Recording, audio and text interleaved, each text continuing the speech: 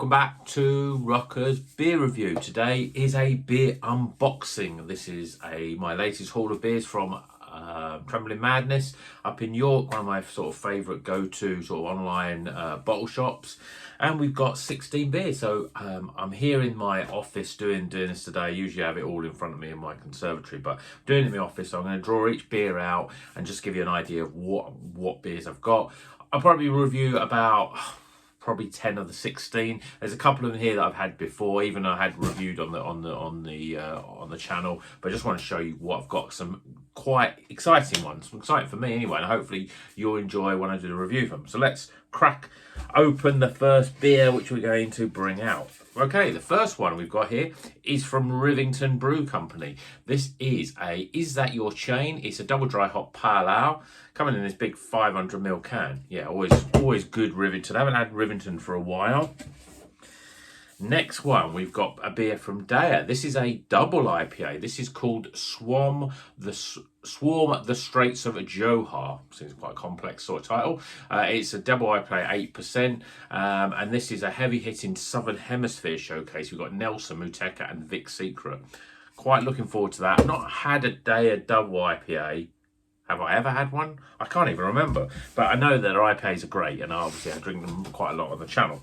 Okay, another beer we've got. Another Rivington. I know it's another 500ml can. Now this is No Do for a Day, and it's a double dry hop IPA with Nelson. And I know it's got Nelson in it because I've had this one before. You can see it, reviewed it on the channel as well. So check out my review for this. This is a very good beer, especially if you like Nelson Sauvin. I think it's a really great beer. I just wanted to have it again because I just really like it.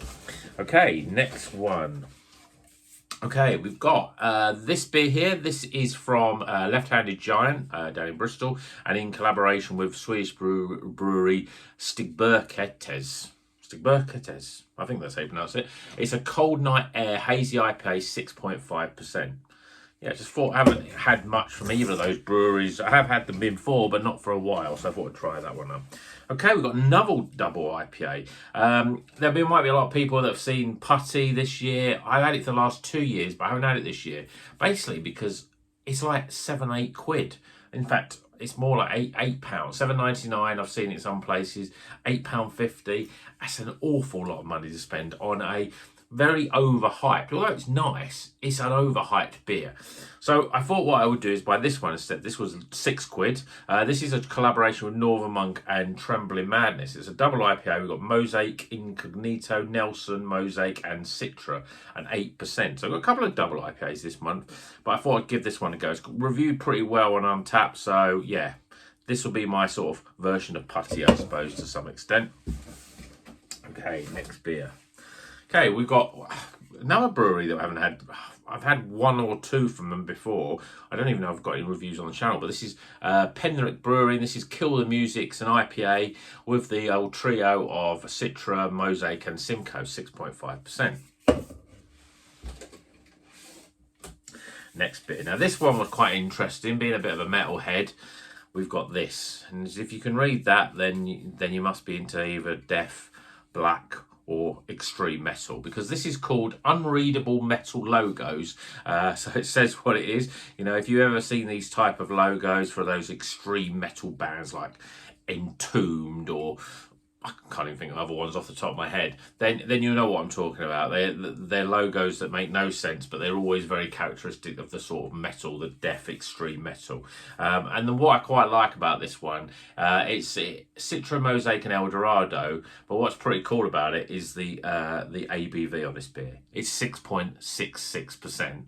It's the number of the beast. That's it. Yeah, I think that's really cool. I wonder how accurate that is to 6.66%, because you know normally it'd be quite difficult to get that exact by the second decimal point.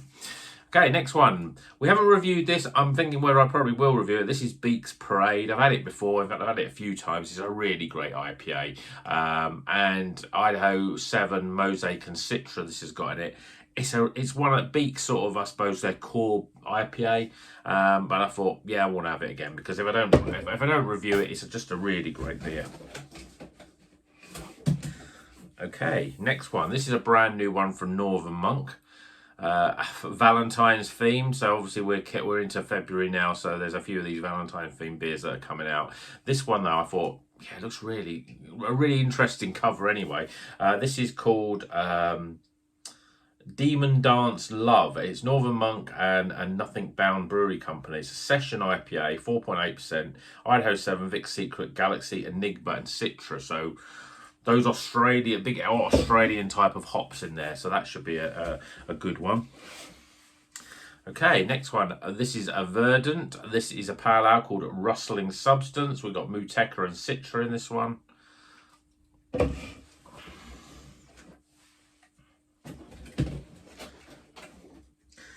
Okay, now we've got a double beer series, I suppose you would call it. Again, we talk about Valentine's Day in February, but what else happens at this time of year? Yeah, it's Groundhog Day.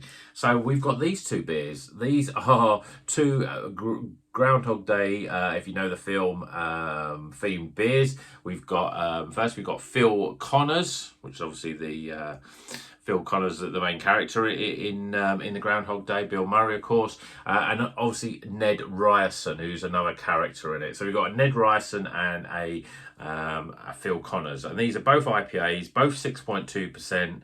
I'd be interested to see what the differences are, so I'll probably review them both together in the same video.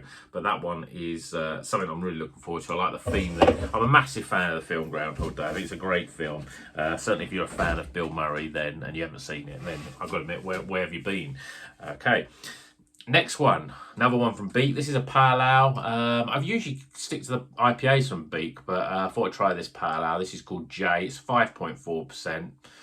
Yeah, it doesn't really tell us much else in terms of what hops are in it. So, but it does say this is a pale by name, IPA by nature. I like the sound of that because I think pales are more like IPAs are always better in my book. Okay, we got another one from a brewery we don't have much. This is Glass House. This is Sakura. This is a 6.3% IPA. Lovely looking artwork. I mean, Glass House I think make really good beers, but I don't have enough from them because I usually find them a little bit expensive or just they don't release as many, or certainly in the bottle shops they don't seem to release any. But I saw this one and I thought, yeah, I like the artwork, so we'll give that one a go. Okay, 2 to go. This is another Asvez one. This is called Leap Second. We've got a Zaka, Idaho 7, and Nelson Sauvin. It's an IPA at 5.7%. Yeah, another great brewery that obviously we've got the unrecognisable metal logos one and that one, but they just make great beers. They're one of those breweries that come from nothing really.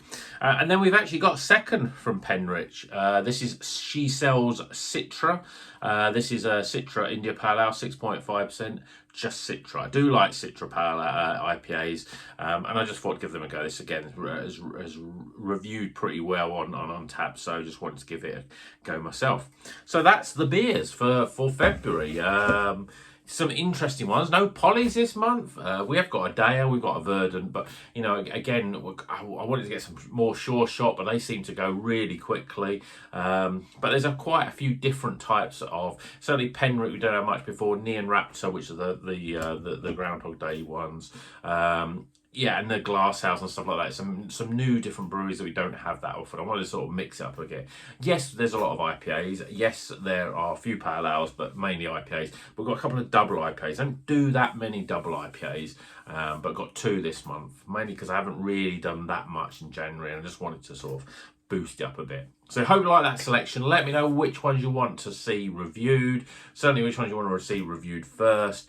I'm personally very excited about the Groundhog Day ones, and I'm also excited about the double IPAs as well. So that's it for today. Hope you've enjoyed this video. If you're not a subscriber, please subscribe. If you like the content that I've done before, please like the videos that I do. It really helps the algorithms. Obviously, if you're not subscribed, you subscribe now. You'll get notified if you hit that notification bell of when I release the reviews for these beers that are coming up. So hope you've enjoyed it, and until the next one, you know what you're going to do. Keep on rocking.